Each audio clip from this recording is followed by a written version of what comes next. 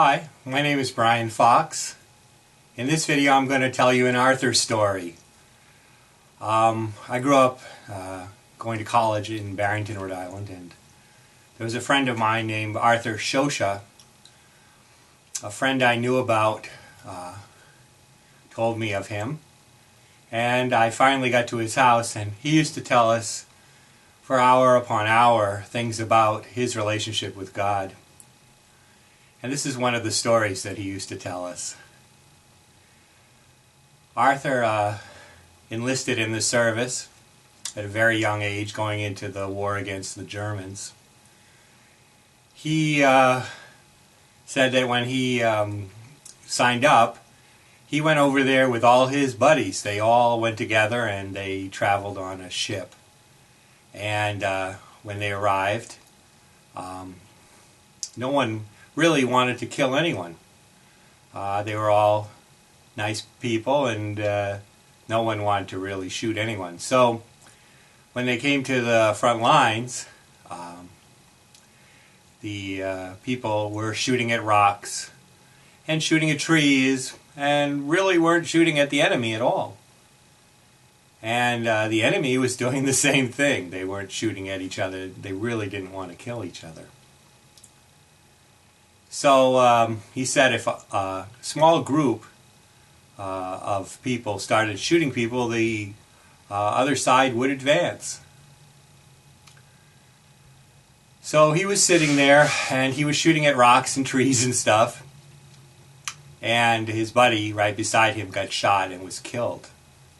At that point, he had a change of heart, and he thought to himself, if he had been shooting at the enemy, maybe his buddy would still be alive. So he started shooting at the enemy. He became so good at shooting at the enemy that he became a sharpshooter. He used to explain about how he would shoot the gun, and how he would hold the butt of the gun up against his shoulder, and how he would breathe properly. And he used to he would show to me how he would line up the sights. And he said that if he put a gun, if he aimed for a person and he pulled the trigger, they would be dead. He had killed about 200 people, or 200 of the Germans. And he had become very good at what he did. So one day he's up at the front line, and he said near the end of the war, the Germans would send young boys to the front line that were very young.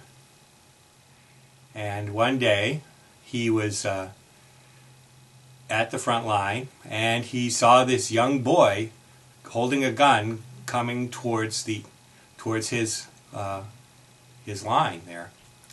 So he took his gun, he lined up the sights, he breathed properly, and he knew that he was going to kill that boy. And he pulled the trigger, and something happened. He said he heard this swooshing sound, and then there was a ping, and the bullet didn't kill him. So he lined his gun up again. He doesn't miss at all. He always hits. So he lined up his gun again. He aimed for the boy, and he knew he was going to kill him again. And he shot the gun, and there was this swoosh, and then there was a ping, and the bullet didn't kill him. And so he was very surprised, and he said that other men had shot at this boy, and there was this swooshing sound around him and a ping. And the boy came up to his enemy line, or Arthur's line. He dropped his gun and surrendered. So Arthur continues to tell the story that he was years later, when he came back from the war, he said that all the broken buildings and everything that had been very broken and damaged in his life, it really affected him. He said when he came back, he was a little crazy, he said, because of all the things he had seen and all the things he had done. So he cried out to the Lord. And he was sitting there in church one Sunday and by himself after the service, I guess, was over. The Lord told him to put out his hands, and he put out his hands, and he said, out from his hands gushed the blood of all the people that he had killed. He killed about 200 people. And then the Lord said to him, after he saw, I guess it was a vision of blood coming out of his hands, then he lifted up his hands and put them, he bent his arms and bent them up. And then he put them down again, and they turned white as snow. And at that point, he said that he knew that he was healed of all the people that he had killed from God. And so he was asking the Lord about, what about this boy that, I knew that I had aimed for him and he never got killed, and I shot at him twice.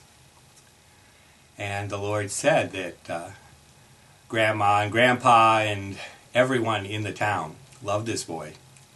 And they had been praying to God over and over again to protect him so he wouldn't get killed.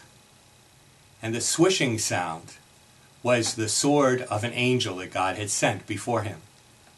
Every time Arthur or anyone shot at this child, there was a swoosh of the sword coming down and the knocking away of the bullet.